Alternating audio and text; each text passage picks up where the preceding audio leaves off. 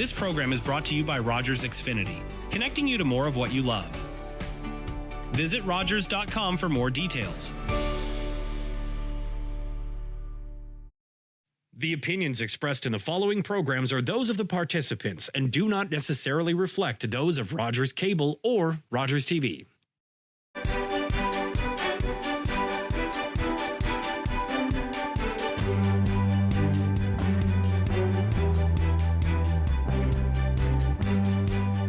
Hi, and welcome to Politically Speaking. I'm David Shearman.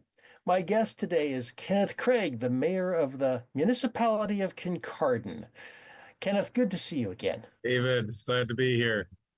Now, we were just remarking before we went to air that this has been an eventful week. We are taping this after the federal election, but there's always something, isn't there? Well, there's so many things on the municipal calendar, David. You think that they are your elected officials are, figureheads or someone who sits around a council table a couple or three times a month.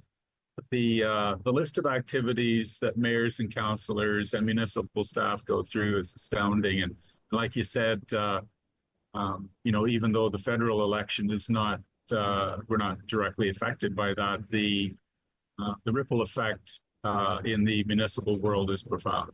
Yes. I mean, we have three levels of government, but four with upper and lower tier municipal. But at the same time, they all interface with each other, they all interact with each other, and they all affect each other. Yeah, communication is such a vital component of any organization, and particularly with the political realm. The ability for residents to communicate in a fashion that, affirms that, yes, we are listening. Like it doesn't always look like that, but yes, every time there's a phone call, an email, direct communication, some members of municipal council are better able to communicate through Facebook and Instagram and other platforms like that. But ultimately, the face-to-face or direct communication is by far the preferred method of voicing your opinion. Without getting into specific politicians, it appears that there was no change in your federal riding and your provincial riding over this winter. Are you looking forward to further conversations with your federal and provincial members now? Well, absolutely. The race here in Bruce was tighter this time than it's been in previous elections, David. But the care and service that we have received from our federal elected official in here in Bruce here continues to be excellent. There are advantages to having representation from the ruling party, but the integrity and the quality of the leadership, regardless of the party, the ability to help out people with those day-to-day concerns they have is what really counts and speaks to their ability to represent the people. Yeah, that's very true. Alex Ruff, who I've interviewed on many occasions on this show, says the same thing. Part of it is you're in Ottawa, you're representing your constituents in Ottawa, but there's also sometimes it's referred to as the case management side, where you're dealing with local politicians, but more importantly, local citizens who often need a hand up to get into the relevant ministry, be it Canada Revenue or immigration or whatever. Yeah, and the ability of any representative, any politician to represent the people. Every elected official has been given the mandate to represent people, and whether we have the ability to connect with all of our constituents is, it's something to consider, but it really is a heavy responsibility to sit around a table and say, to think to yourself, I am representing, 15,000 or 100,000 or 300,000. My voice is what matters in this representation. So I better speak well and have the best ability to share local values and all those sorts of things. Like you are the representative. And very recently, the representational role of the mayors has changed dramatically with the word coming out of Queen's Park when the day the House sat, or the day after the House sat, boom, strong mayor powers. Well, it was an announcement that we had no warning of. It really hadn't even been on the radar. There was no warning. There was no signaling. There was nothing like that. Not that I'm particularly good at picking up signals anyway. Like just tell me what you want me to know. But it has the ability, just like any other tool that we have. I was comparing strong mayor powers to a hammer, and you can use it to drive in a nail, which is very constructive, or you can use it to drive in your fingernail, which is not productive. And just like any other tool, it can be used for good. It can be used for evil. It's the motive behind the use, but people have spoken out against it. But if I can use strong mayor powers to advance the cause of one of our communities in the municipality here, I will do that because I believe that, I listen to council, I listen to staff, and you want to have everybody on board, but you can't always achieve that. So if I firmly believe that we are advancing a provincial priority that benefits our community, I will not hesitate to use any tool that we have available. One of the things that I learned in reading the follow up from Grey County's education session around strong mayor powers is that there will be some procedural changes. Some legislation or some bylaws may need to be changed in order to, I won't say facilitate, but in order to allow for the strong mayor powers. Yeah. Do you see that as happening as well? Well, absolutely, David. Like the very first thing that changes is our procedural bylaw. What happens, the nature of the meeting and how a strong mayor can introduce items on the agenda, which previously had to have a particular notice for public circulation. Mm-hmm. There has to be there has to be a confirmation by the strong mayor that at the end of the meeting, I'm going to confirm everything that happened, or I'm not. Like there is opportunity for the mayor to create committees of council members, which they believe will advance the rule. So there's a number of things just in the procedural bylaw, and our staff has already indicated that there will be a significant amount of work just trying to figure out where this all integrates with the rest of the policies and how, you need to put a clause on the end of everything that, subject to strong mayor powers, this is maybe the way it works, and maybe it'll be amended. We don't know yet. So, right. And once again, a little plug for municipalities here. The province has issued this legislation, but they didn't give any funding or any support for the hours and hours of work that municipal staff need to put in to make sure that the legislation is applied properly. So there's it's just a downloaded thing. This is what we want you to do, so our agenda can be done better, but we're not gonna support you financially to do it. Isn't there also a budgetary line in there as well, that the mayor has the ability to set the budget?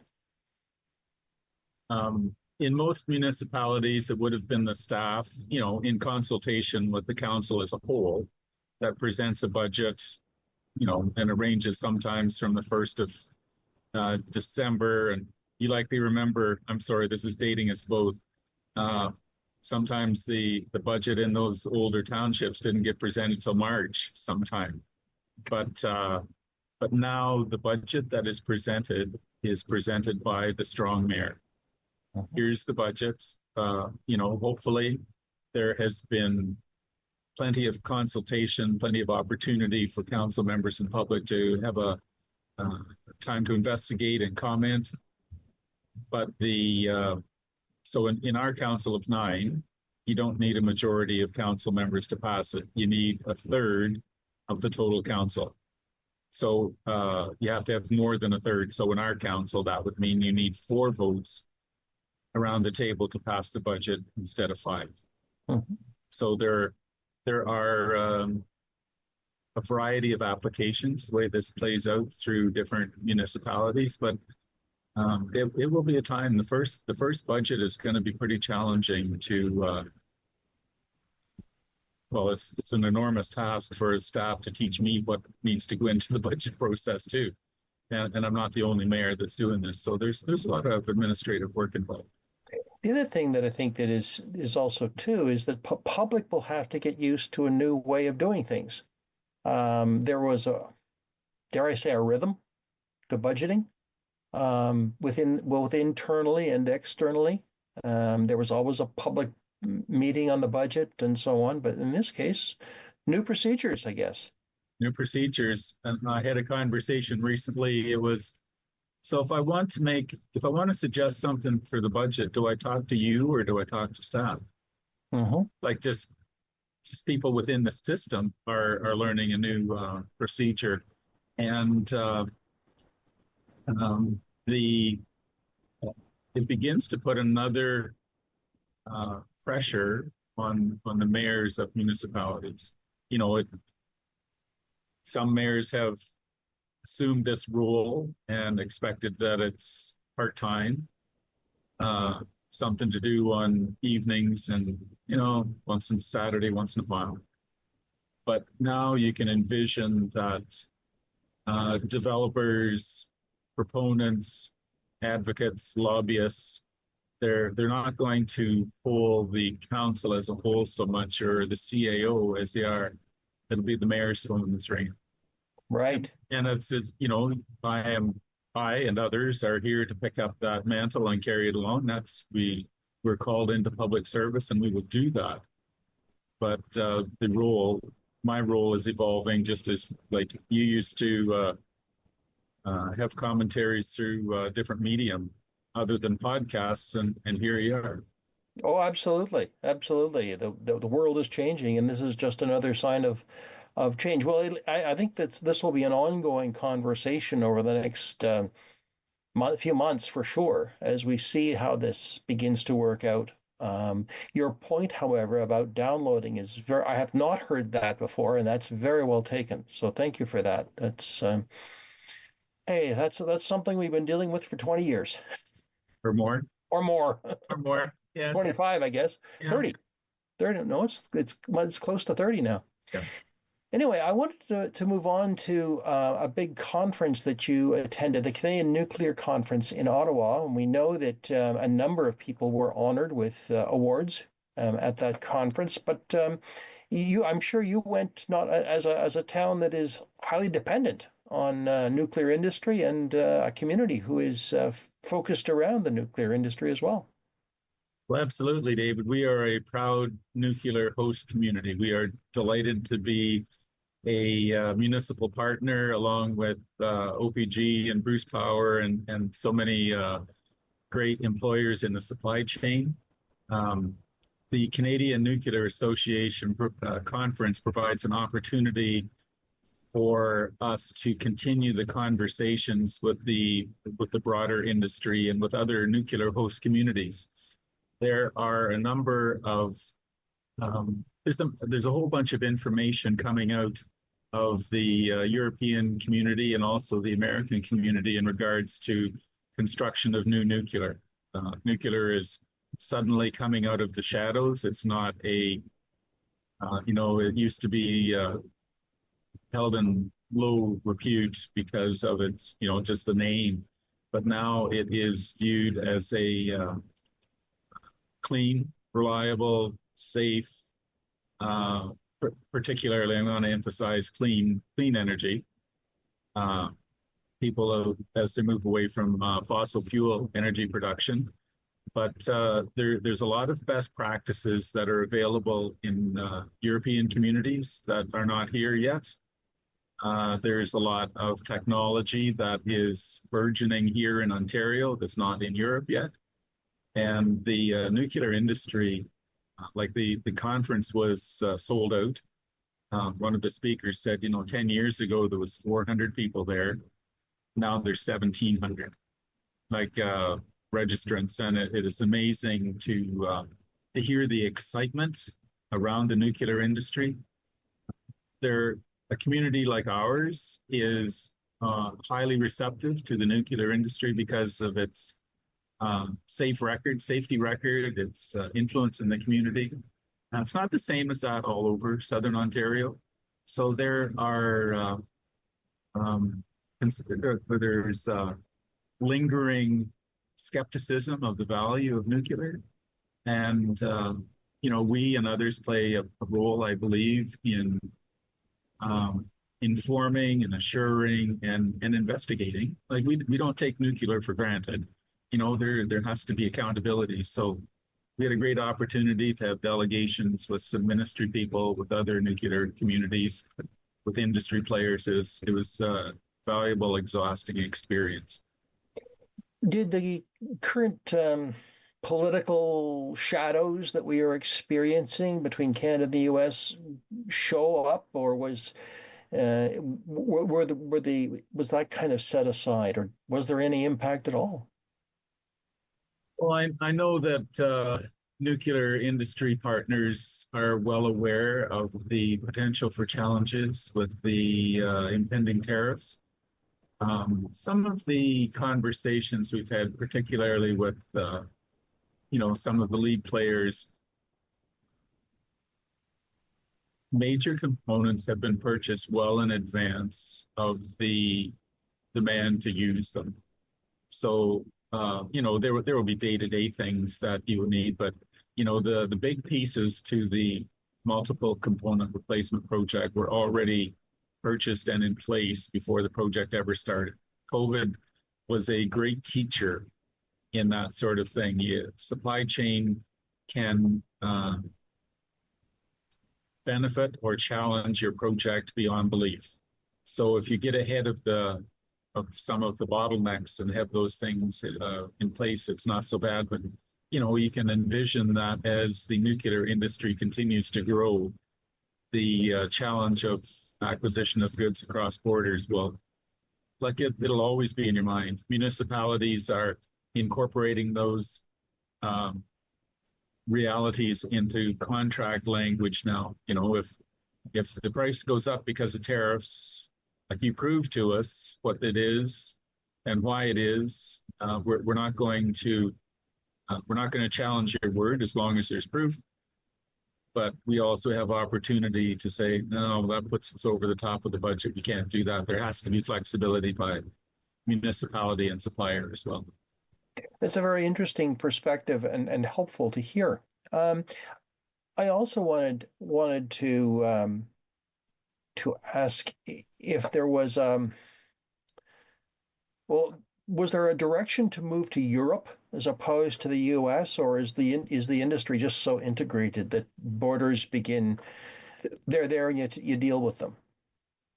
Sorry, just to clarify, do you mean just instead of you said that there are best practices in Europe which we don't have here yet, and things we do here that they don't have or aren't doing. Yeah. Is there an increase in relationship to Europe as opposed to the U.S.?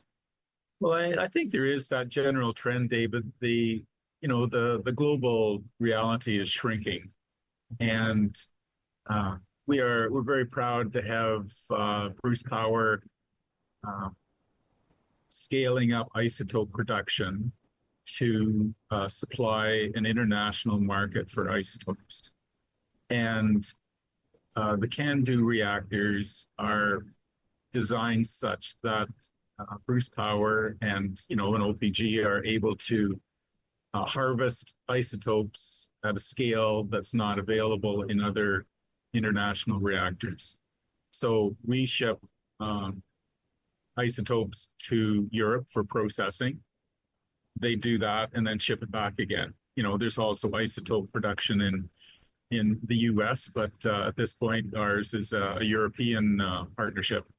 Mhm. So you can see as we watch the evolution of isotope production, processing, and use, we are very hopeful that the Canadian government will make some policy decisions.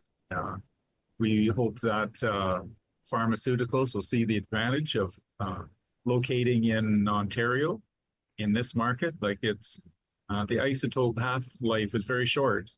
You only have a week to get it to Germany and processed and back to somebody. Like it's a short time frame. So if you can cut out 2 days just by having the plant here in Ontario someplace, it'd be far better. So yeah, we see those international partnerships growing, and we as a municipality, we see the relationships between the host communities, the proponents, and the government. It's a little different relationship than we have here in Ontario. And as we share that information, we learn from them and they learn from us. That's the nature of the industry. Well, It's called innovation, I guess. Yeah. Well, let's change the subject a bit and move on to it's almost May when we're taping this, almost May, but Kincardine is a tourist town. It's a nuclear town, but it's also a tourist town. What's the summer looking like in Kincardine and along, dare I say, at the Sunshine Coast? Well, there's no doubt that Kincardine is right in the middle of the Sunshine Coast, so we are proud to be here as well too. And as you know, Kincardine hosts just a long list of festivals, whether it's our pipe band parade, our Scottish festival, our blues festival, our baseball tournaments, our arts, our music, our drama, there's so many things that go on here, David. Our team has been busy with the advertising campaign. The interesting thing about all this is the use of electronic data to understand where your customers come from. And we had a great tourism seminar here not too long ago. And every community spends marketing dollars to advertise, away from themselves, But the information continues to say that at a local festival, whether it's Kincardine or another community, 50 to 60% of the people that come are from your own community. That's the nature of it. And 30% will come from the 2 or 3 neighboring communities around you. And the 10% come from away, from city or a state or a province. And it is, it's valuable information because you always love to expand your market. But the reality is your market is here right at home already. So the festivals we have, we envision that they will attract people from far and wide. But the people who are most blessed by the work of our volunteers are the people who live here ourselves. So the notion of shopping local does not fall on deaf ears. People love to support the things in their own community. Do you anticipate an uptick in tourism because of people doing staycations or not going to the U.S. at all this summer? Well, I think that will happen on 2 different fronts. I think that there will be I think the effect of vacationers won't happen until next fall again, when a number of people might have traveled to the U.S. for a warmer vacation. I know we all know somebody who said, no, we're not going to the States. But I think that we in Ontario also have a great opportunity to start shaping ourselves as, the administration, the decision makers at the top are saying X, Y, and Z. But we want to let you know that you are just as welcome here this summer as you were last summer. We know that people are people and all they want is a safe, fun, affordable vacation someplace on the Sunshine Coast. So the people-to-people relationships will continue. And I know that government officials are just people, but there's some bigger issues that they're dealing with than just, I wonder where I'll go for my next barbecue. So I think the Ontario economy will has great opportunity to serve those your own constituents, but also to welcome international travelers as well. Very true. Very true. I mean, I remember seeing some numbers around international travelers here in Grey County, and there are quite a number of people who come from Europe, not just the US, but Europe, Yep. because Japan. Yeah, yeah, and you'll know them because you'll see the Japanese or the Korean or the Chinese written on the side of the bus. And they are the ones that when they hop off the bus, there's nothing they enjoy more than a quick interaction, acknowledge that they're there. Like you,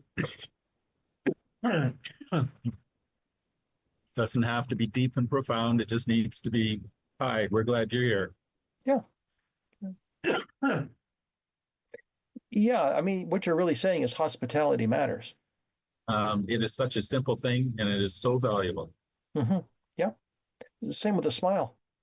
That's right. That's right. Well, all of these things are good to keep in mind for the summer. The people who are here are here to enjoy, and let's hope they'll return. That's the thing. You might ponder the reality of a local restaurant, and it's nice to have visitors pop in, but it's the people that come back every morning for coffee that sustain your business. It's the people that you count on for coming for dinner 2 or 3 times a week that sustain your business. That when someone walks in and you call them by name, that's their invitation to come back next time. Yeah. And for those who are new or it's a first encounter, you just never know. I've said on the show before an encounter I had last year at the Cobble Beach Concours d'Elegance. I had lunch with a gentleman from Toronto who one of the first things he said is, "I'm coming back." So Yes. all of a sudden that was my cue to sell him Gray and Bruce. Yep, absolutely. I had a conversation. I was at a conference in Toronto a year or more ago, and at the end of the conference, people were talking to people, and I was standing there kind of just taking it in, getting, kind of bored, time to go home. And there was a couple of folks standing beside it. I turned and said, "Hello, how are you? My name's Ken. I'm the mayor of Kincardine." And they said, "We need to talk to you. We want to go build houses." I had dinner with them on Saturday night. They're excited. Like, you don't know who you're talking to. And the possibility for, their enjoyment, the community's betterment. You have no idea who people are until you say hello. And with that, Ken, I want to thank you for your conversation today on Politically Speaking. Always a pleasure. Always great ideas and insights. So we'll talk to you again, to be certain. David, thanks so much. And thank you, friends, for being a part of Politically Speaking. I'm David Shearman. We'll talk again.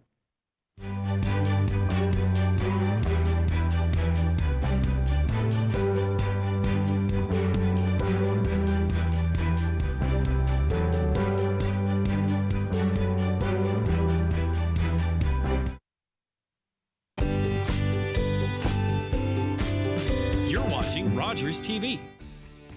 Connect with us by visiting our website or email us at comments@rogerstv.com.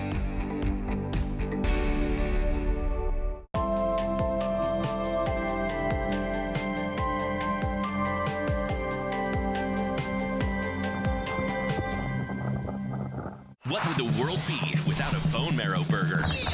Or if you couldn't track down the best taco truck surfers?